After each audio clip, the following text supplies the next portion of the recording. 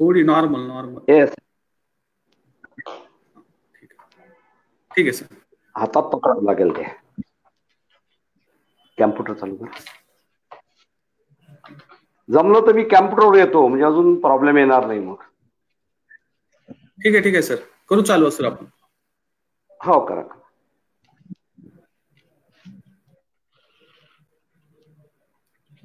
नमस्कार, अॅग्रोवनच्या शेतकरी संवाद मध्ये आपले सर्वांचं स्वागत.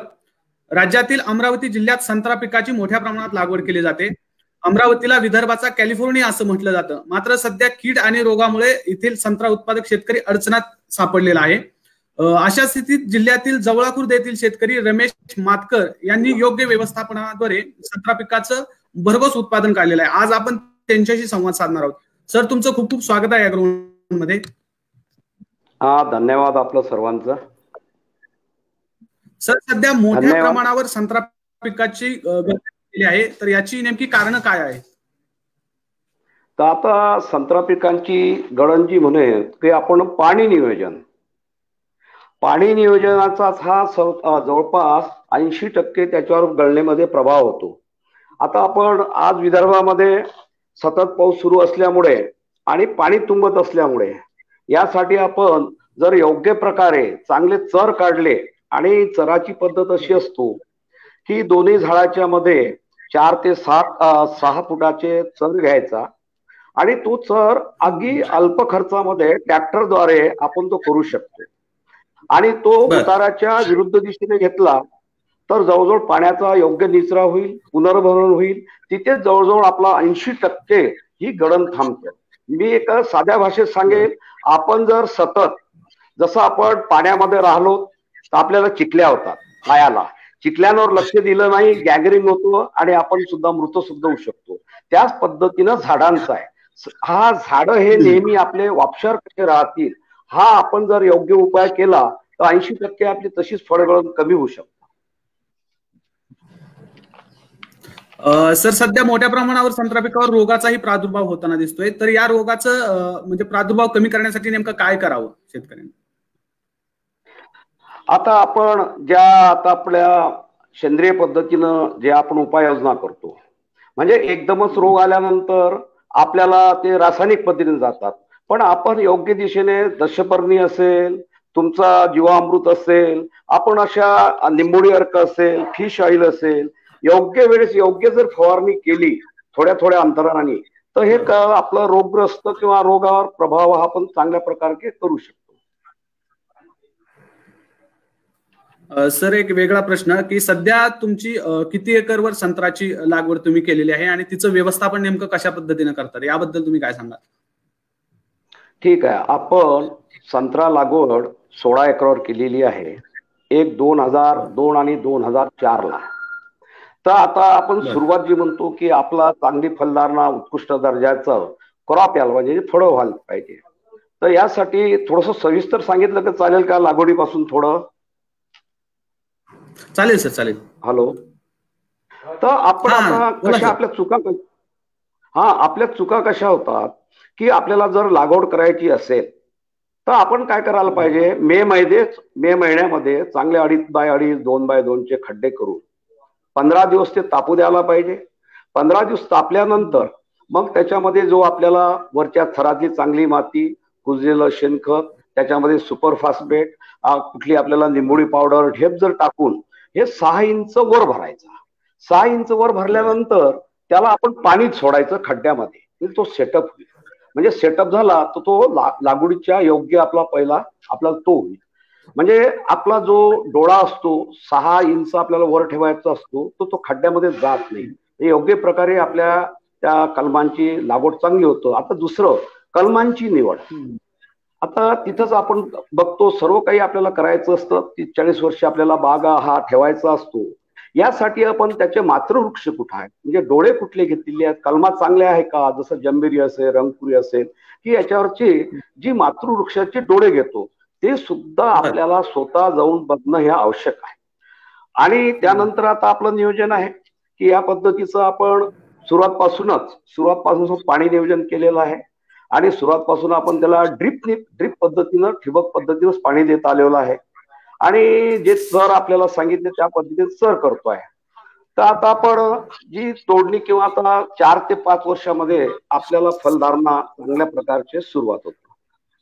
मग आपण जेव्हा 25 डिसेंबरच्या पूर्वी, म्हणजे आता जसं आता काय आजचं आपली स्थिती सांगू, संत्र्याचे व्यवस्थापन ही आपण जवळजवळ नोव्हेंबरच्या पहिल्या आठवड्यामध्ये आपली पूर्ण फळं काढून घेतो.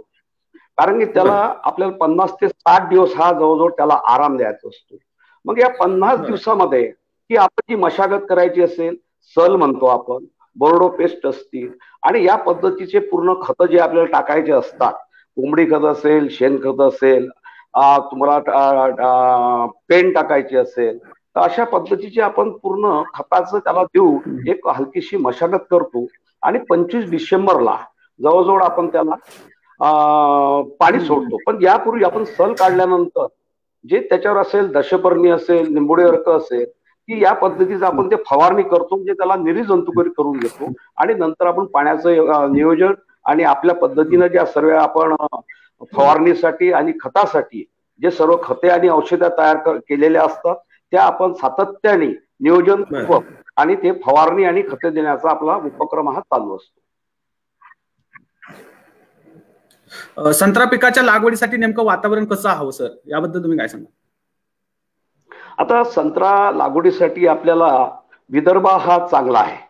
म्हणजे त्याला उष्ण वगैरे ज्या प्रकारचा म्हणतो, अति थंड भाग असेल तिथं असेल की जे फलधारणा आणि फळांची साईज आणि त्याची चव म्हणेल आपण, ह्या आपल्याला मिळत नाही. विदर्भ हा संत्र्यासाठी फार योग्य आहे. आणि आपण वातावरणाच्या बाबतीत म्हटलं, लागवड जर म्हणत असाल तर हे जुलै ते ऑगस्ट मध्ये आपल्याला करायचे.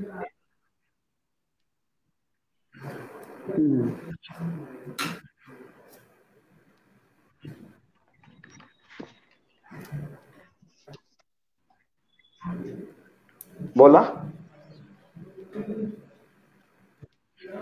हा बोला बोला सर, येतोय आवाज, बोला सर. हो हो, नाही आता कंटिन्युएशन मध्ये आता तुम्ही प्रश्न जो उत्तर आपण तयार केला होता की आता खत व्यवस्थापन आणि फवारणी हे सातत्याने ठेवलं तर हा आपला झाड रोगमुक्त होतो.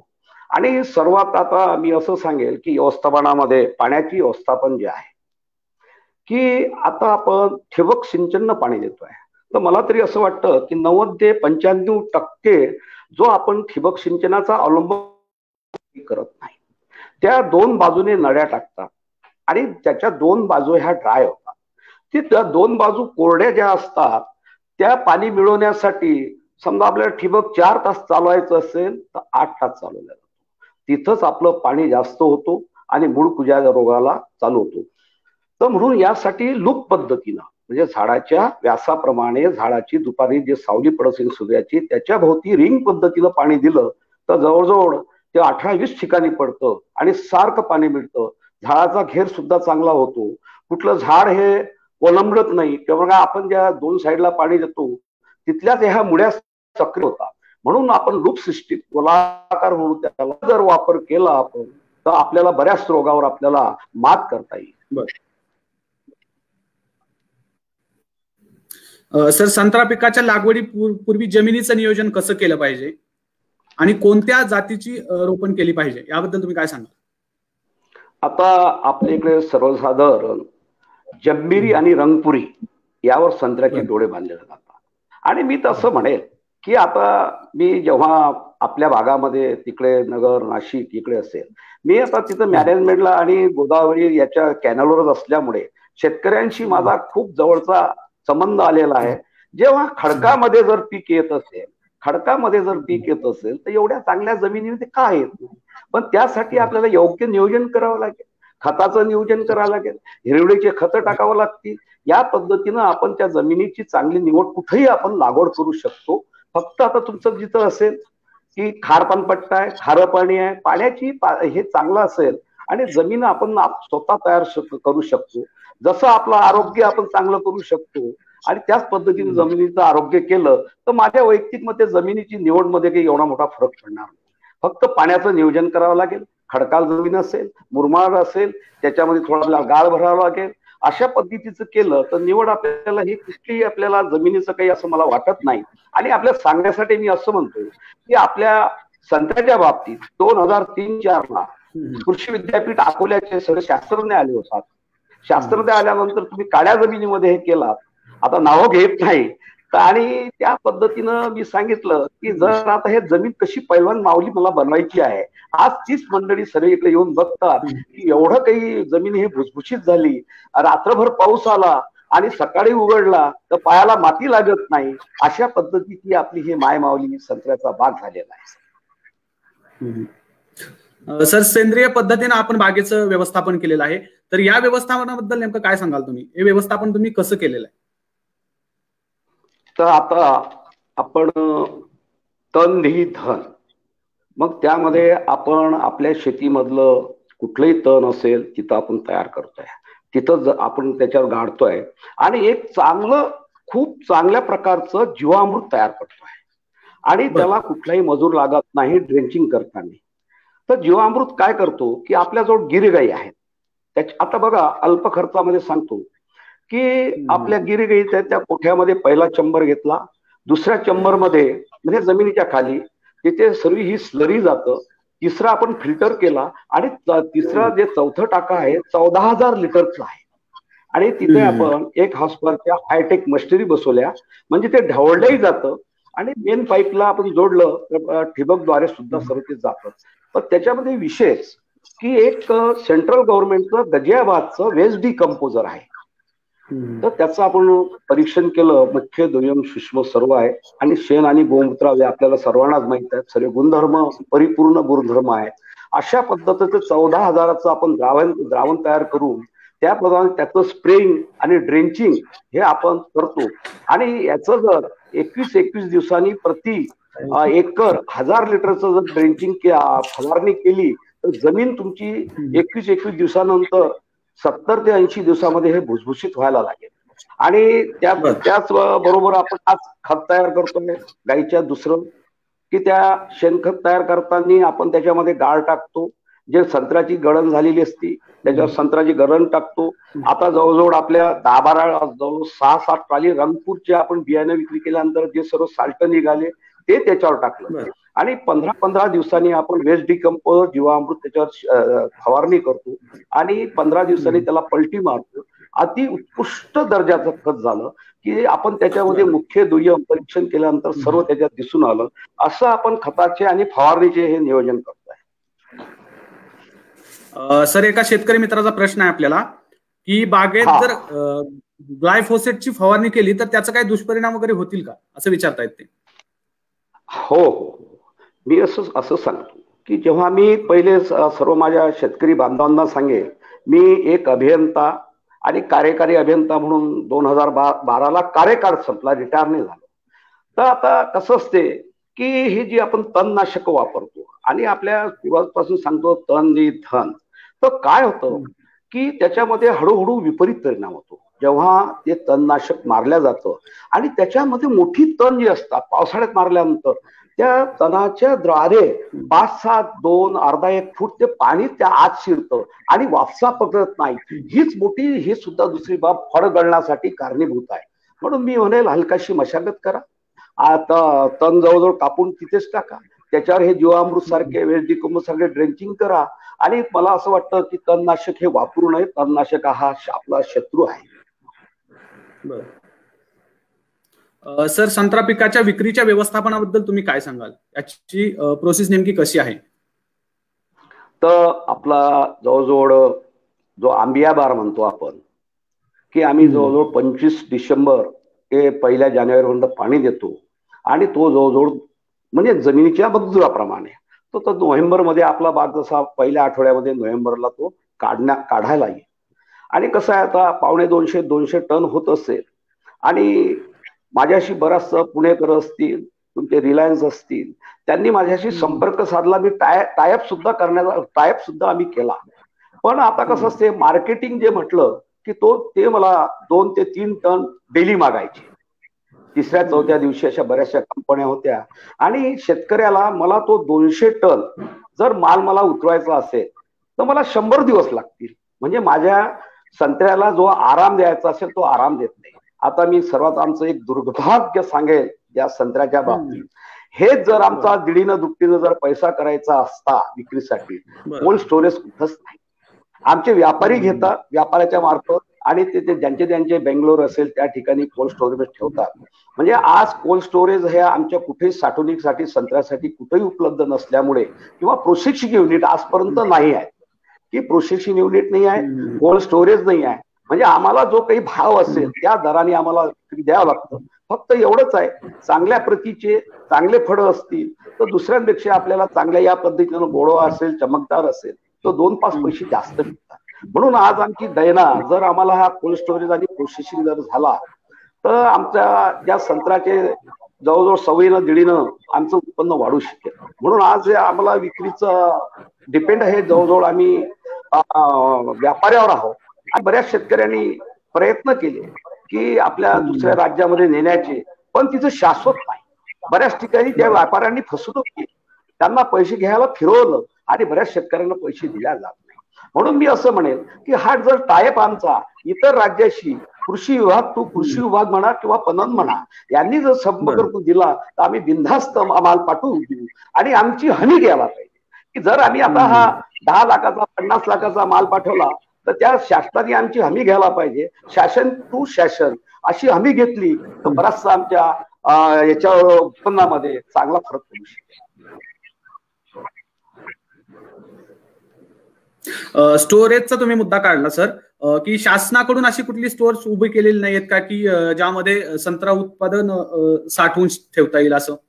नाही, शासनामार्फत कुठेही असं कोल्ड स्टोरेज ज्याला म्हणतो की कोल्ड स्टोरेज नाही आहे.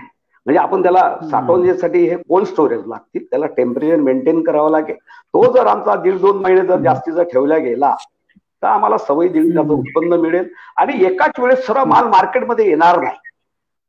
म्हणजे तो टप्प्याटप्प्याने जर मार्केटमध्ये जर माल पाठवला गेला तर ग्राहकाला आम्ही चांगल्या योग्य दराने देऊ शकेल आणि आम्हाला 2 पैसे जास्त मिळतील.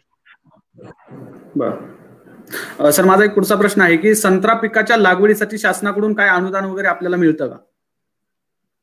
हो, सुरुवातीला ते रोजगार हमी मधून याच्यामधून 50 ते 60% ठिबकला वगैरे ते आपल्याला मिळतं. ते शासन फलोद्योन वगैरे योजना आहे, त्या योजनेमधून शासन आपल्याला अनुदान देत आहे. सर, संत्रा लागवडीचा प्रयोग जर 100% यशस्वी करायचा असेल तर शेतकऱ्यांनी नेमकं काय करायला हवं?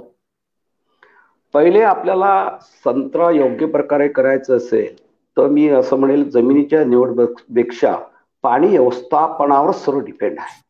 म्हणजे आता मी एक साधंसं आता आपल्याला एक उदाहरण मी असं देईल की आता म्हणजे व्यवस्थापनासाठी हे बघा एक छोटासा सर्व आमच्या शेतकरी बांधवांना सर्व दिसेल. आपण एक असं करू, जसं आपण चर एक म्हटलं चांगले उत्पन्न घेण्यासाठी मूळ गुज्याचा बंदोबस्त, डिंक्याचा बंदोबस्त, यासाठी काय करावं लागेल आपल्याला, म्हणजे सर्वांना लक्षात येईल माझ्या बांधवांना, मुडी जाड झाल्याशिवाय खोड जाड होत नाही, मुडी लांबल्याशिवाय मुडी जाड होत नाही, मुडीपासून पाणी लांबलेल्याशिवाय मुडी लांबत नाही, झाड किंवा पिके पाणी पित नाही, त्यांना फक्त ओलावा लागतो. जे 4 ते 6 इंचातील जमिनीखालील मुळ्या वाफेच्या कणातून अंदाज घेतात, हे जर आपण बघितलं 1-1 फूट 2-2 फूट जर आपण पाणी भरून तिथं देत असेल, सतत पाणी देत असेल तर हे पाणी नियोजन हे मस्ट आहे. आणि सर्व रोगग्रस्त जी बागा होतात अति पाण्यामुळे, अति याच्या तुमचे यामुळे सर्वात नुकसान जास्त होतं. पाणी नियोजनावर मी भर म्हणेल. आणि पाणी नियोजन जी बोला सर बोला. नाही, आता पाणी नियोजन, आता आपण पाणी नियोजन बघा कसं करतो. आता पहिले आपण ज्या डिसेंबरला पाणी चालू करतो आंबिया बार फोडायला, तिथं पूर्ण काळी कचरा सर्व आपण खतं वगैरे सर्व दिलेले असतात आणि पहिलं पाणी आपण स्प्रिंकलनी देतो. स्प्रिंकल दिल्यामुळे काय होतं की पूर्ण याच्यामध्ये वापसा येतं, वापसा तयार होतो. जिथं आपले घटक पडलेले असतील, पानं पडले असतील, काळ्या कोळ्या पडल्या असतील आणि त्याच्यामध्ये हे जीवामृत आणि वेस्ट डिकंपोजरचा एकरी 1000 लिटरचा जर एकरी फवारणा केला तर पूर्ण हे घटक कुजून जातात.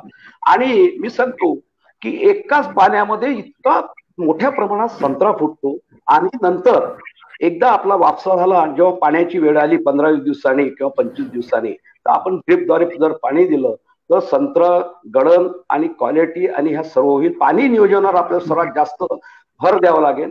जसं आता आपण स्वतःच आपण किती चांगलं जेवण केलं आणि पाणी जर दूषित असेल तर आपल्याला जसं होतं. म्हणून मी शेतकरी बांधवांना सांगेल की आपल्या आरोग्याप्रमाणे आपल्या झाडांच्या आरोग्याकडे बघा. बरोबर. सर, माझा दुसरा एक प्रश्न आहे की संत्रा पिकाच्या लागवडीपासून काढणीपर्यंत साधारणतः एकरी किती खर्च येतो आणि साधारणतः उत्पादन त्यातून किती अपेक्षित असतं? आता जवळजवळ आता आपली 17 ते 18 वर्षाची बाग झाली आणि मी जो प्रत्येक गोष्टीचा बाबीचा मी आकडेमोड हा खर्च लिहून ठेवतो. त्याच्यामध्ये जो खर्च येते माझा सुद्धा इन्क्लुडिंग जो माझा स्वतःचा खर्च असेल तर जवळजवळ प्रति झाड हे 500 रुपये येतं. म्हणजे सगळ्या मजुऱ्या आल्या, सर्व आली, मेहनत आली, सगळ्या गोष्टी आल्या, पाणी नियोजन आलं, खत आलं. तर म्हणजे एकरी आपल्याला जशी आता 20x20ची लागवड केलेली आहे आपली 100 झाडं आहेत तर जवळजवळ एकरी आपल्याला 50,000 रुपयाचा खर्च येतो. आणि उत्पन्नाच्या बाबतीत म्हटलं की आता आपल्याला 1,500 ते 2,000 फळं आहेत. म्हणजे 1000 जर भाव चालू असेल, 1000 जर फळं पकडले तर 3,500-4 हजाराचं एक झाड होतं. टनाप्रमाणे आपण जर दिलं तर 160 ते 200 किलो जर माल निघाला तर 6,000 पर्यंत ते झाड होतं. तर 3 ते 4 लाखाच्या दरम्यान चांगलं नियोजन केलं तर आपल्याला हे संत्र्यापासून उत्पन्न मिळतं. आजची परिस्थिती आपली अशी आपल्या संत्रा बागेची की विदर्भामध्ये मॅक्झिमम सर्व चालू होतं की फळगळण आणि आपली फळगण थांबवली. योग्य पाण्याचा निचरा, व्यवस्थापन आणि जमीन ती भुसभुशीत झाली, गांडूळमय झाली. कितीही पाणी आलं तर लगेच पोरच झाली. त्याच्यामुळे तिथं पाणी थांबत नाही, पाणी जिरून जातं. आणि एक दुसरं विशेष की ज्या चराचा फायदा सांगेल, तण आणि हे सर्व आपण गाळल्यामुळे की पुनर्भरण फार मोठ्या प्रमाणात होतं.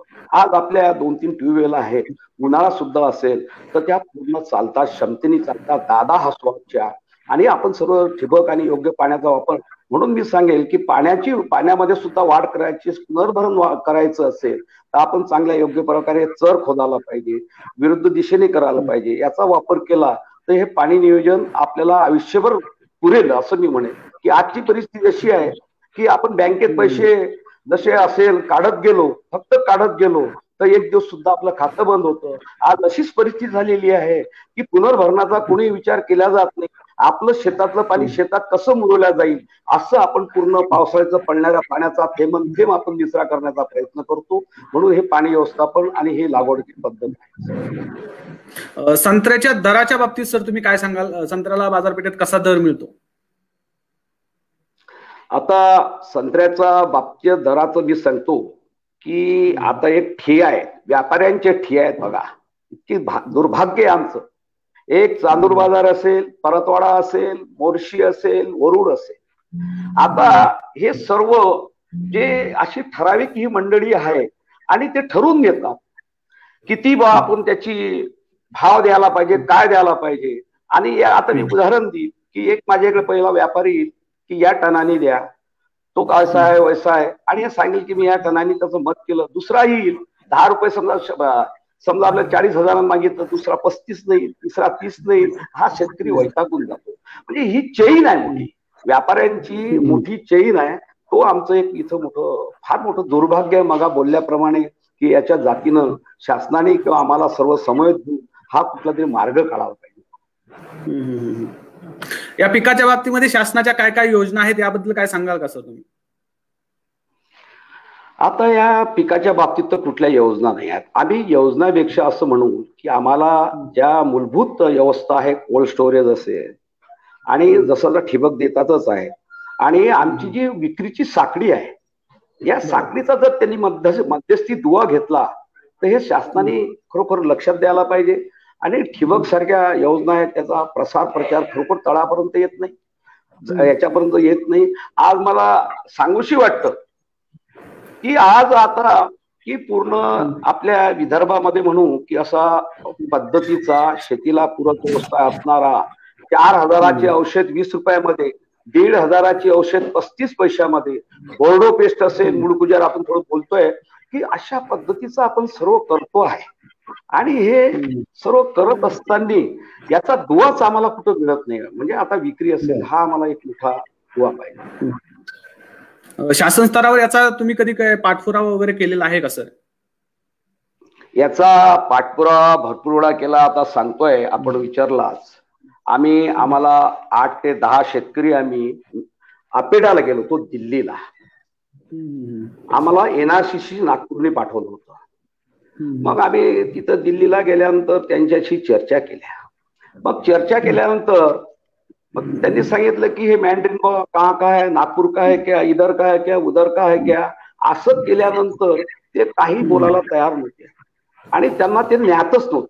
आणि सर्वात दुर्भाग्य असं बोललं की त्या 15 दिवसापूर्वी 30 कोटी हे रत्नागिरीला आंब्यांसाठी दिल्या गेली होती. मग आम्ही बोललो तिथं, का बाबा आमचं एवढं दुर्भाग्य कुठं आहे, कुठली की प्रशिक्षणासाठी कोणी नाही आहे, साईज कुठली पाहिजे, पुण्या राज्यात किती साईजचा माल पाठवला पाहिजे, ग्रेडिंग असेल, पॅकिंग असेल, असं कुठंच नाही. आणि तुम्ही त्या कोकणामध्ये आंब्यांसाठी सर्व पैसे एवढे दिले, तर त्यांनी आम्हाला एकच उत्तर दिलं की तुमची जसा आज इथं आला तुमच्या लोकप्रतिनिधीकडून त्याचा कुठलाही फालप होत नाही.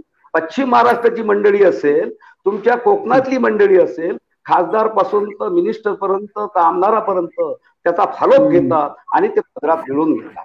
ही सुद्धा आमचं एक आज दुर्भाग्य म्हणून. आता आमच्या सोबत कोण कोण होते, कमलेशदादा हाडोळे, म्हणजे अशी मंडळी सर्व होतो. आणि मग शेवटी आम्ही म्हटलं की ठीक आहे बाबा, तुम्ही आता नागपूरला बैठक घ्या. मला धचा मा काहीच माहित नाही आहे की हा संत्रा काय, कुठला आहे, किन्नू आहे का, टेबल फळ आहे का. मग त्यांनी एक बैठक घेतली, पण त्याच्यानंतर काही फॉलोअप, कुठलाही असा फॉलोअप नाही. म्हणजे आपण प्रयत्न केले, प्रयत्नाची पराकाष्ठा केली. आणि एक सांगतो मी, आता बघा की आता एवढ्या यशोगाथा असतील, सतत चॅनेलवर येतात, यशोगाथा चॅनेलवर या खूप वेळा आल्या. सर्वांना माहित आहे की पूरक व्यवसाय आहे. याग्रोन मध्ये आपल्या पूर्ण आपल्या ज्या व्हॉट्सअप ग्रुप असतील त्याच्यावर आपण ज्या औषधा तयार करतो, जसं वेस्ट डिकंपोजरचं गजियाबाजून आणायला पाहिजे, हे सुद्धा आपण विनामूल्य देतो.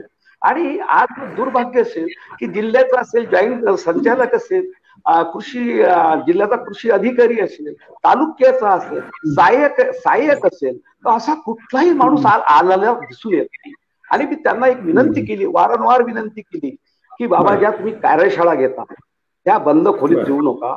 असे जे शेतकऱ्यांचे काही मॉडेल असतील तिथे तुम्ही अशा प्रकारचे सर्व शेतकरी बोलून लाईव्ह मध्ये, कारण कानाने ऐकलेलं हे 90% लक्षात राहत नाही आणि हे प्रत्यक्ष पाहिलं तर 90% लक्षात राहा, पण त्याच्यावर काही असा फरक काही जाणवला नाही आजपर्यंत. सर, माझा शेवटचा प्रश्न आहे की शेती क्षेत्रात येऊ इच्छिणाऱ्या नवीन शेतकरी वर्गाला तुम्ही काय सल्ला द्याल? आता जो माझा युवक आहे, आता एक गमतीचे भाग मी सांगत की जो निसर्ग राजा आहे, म्हणून माझ्या तरुण मित्रांनो मी सांगेल, आज आपल्या पूर्ण जगाला धडा शिकवला आहे. कोण धडा शिकवला की ज्याला पॅकेज होतं, आज ते पोरं की भजे विकू का वडे विकू, घरातल्या शेत्या असून हे असून, तर आज या कोरोनाने आज आपल्याला सर्वांना शिकवलेलं आहे. चांगली पोरं जिथे बाहेर असतील, त्या देशात असतील, विदर्भात पुण्याला असतील, मुंबईला असतील, काय ठिकठिकाणी असतील, आज ते घरी आले. म्हणून मी माझ्या तरुण मित्रांना सांगेन. आणि खरोखर दुर्भाग्य होतं की आज आमचा बरेचसे मी जेव्हा तरुण हे नोकरीवाले आहे आणि घरी 20-25 एकर शेती असून सुद्धा आपल्या आधुनिक पद्धतीने ते वडील करत राहतात. आणि ज्या शेतीमध्ये एखादा भाऊ असेल की त्याला जास्त काही नॉलेज नाही आहे, तो आपल्या पारंपरिक शेती करतो. म्हणून माझ्या शेतकरी बांधवांना आज सांगेल की तुम्ही आता मी जवळून बघितलं 25,000 30,000 जर शेतीला चांगला जोडधंदा, जसा आता आपण एक मॉडेल तयार केलं आहे की मी असं म्हणणार नाही की हे आपण त्या विदर्भासाठी म्हणून किंवा जिल्ह्यासाठी की पूरक व्यवसाय कसे करावे, वेगवेगळ्या आपण शेळ्यामध्ये उत्पादन कसं वाढेल, कुक्कुट पालन, ज्या देशी गायी असतील, देशी कोंबड्या असतील, अशा पद्धतीचं जर आमच्या सारख्याला जर 2-5 लाख रुपये वर्षाला याच्यातून मिळतात, शेणखत वगैरे सर्व 5 लाख मिळत असतील, तर यांच्या 25,000 प्रमाणे किंवा 20,000 प्रमाणे 3-4 लाखाचं पॅकेज झालं. पूरक व्यवसाय कमी आणि लागणाऱ्या सर्व तिथं घटक तयार होते. म्हणून माझ्या तरुण बांधवांना सांगेल, आता पहिल्यासोबत चपराशाची नोकरी असली किंवा एक नोकरी असली ती पोरगी भेटते, पण आता मुली सुद्धा म्हणते की नाही गो बाई, उपाशी राहायची पाळी येते, आता मी शेतकरी नवरास करील. अशा सुद्धा मुली, म्हणजे त्या मुलीसाठी लग्नासाठी घाबरून जाऊ नका माझ्या तरुणांनो, की त्याला कुठं नोकरी असेल ना, घरून बापाला पैसे पाठवावे लागतात. माझ्या 100 उदाहरणं आहेत. 25,000 महिन्याचे त्याला 10,000 घरून पाठवावं लागतात. आणि ते कशासाठी, की तो कंपनीत आहे, त्याला लग्न होईल बाबा, नाही तर माझं लग्न होणार नाही. पण आपल्याला एक दिवस येत असतो, निसर्गाची सायकल गोल आहे, पृथ्वी गोल आहे. कोरोनाने त्या मुलांना शिकवलं की बाबा आता नोकरीशिवाय आपल्या नोकरीने हे केव्हा जाईल, काय होईल, असा व्हायरस केव्हा येईल. आपल्या घरची शेती आहे, तिला जोडधंदा द्या आणि जोडधंदा घेऊन पुढे निघा. मी सांगतो हे शेतमावली केव्हाही उपाशी राहू देणार नाही. सर, तुम्ही अॅग्रोवनला वेळ दिला आणि सविस्तर चर्चा केली, त्याबद्दल तुमचं खूप खूप आभार. मी आपले सुद्धा सर्वांना धन्यवाद. की आज मी असं म्हणेल की अॅग्रोवनच्या माध्यमातून, आणि मी असं नाही की अॅग्रोवननीच आपण माझी मुलाखत आपण घेतली, की मी युवकांना सांगेन की आज मी पहिला वाचक आहे अॅग्रोवनचा, आणि रोज ज्या यशोगाथा देश पातळी इतर जगातलं सर्व त्याच्यात खाद्य आपल्याला मिळतं. आणि मी सांगेन एक संजीवनी आहे. मी सकाळी कुठलाही पेपर वाचणार नाही, पहिला माझा मी अॅग्रोवन वाचतो, आणि मला जर निराशा आली तर कुठली तरी मी यशोगाथा वाचून मला हे ऊर्जा आलेली आहे. आणि वेगळं असतो हो. अरे हा पेपर म्हणजे मी सांगेल की आमच्या शेतकऱ्यांसाठी संजीवनी आहे. मी लोकांना सांगितलं, अरे बाबा दुसरा खर्च करू नका, थोडा खर्च कमी करा, हा 2-3 रुपयाचा पेपर घ्या, बघा तुम्हाला संजीवनी मिळेल.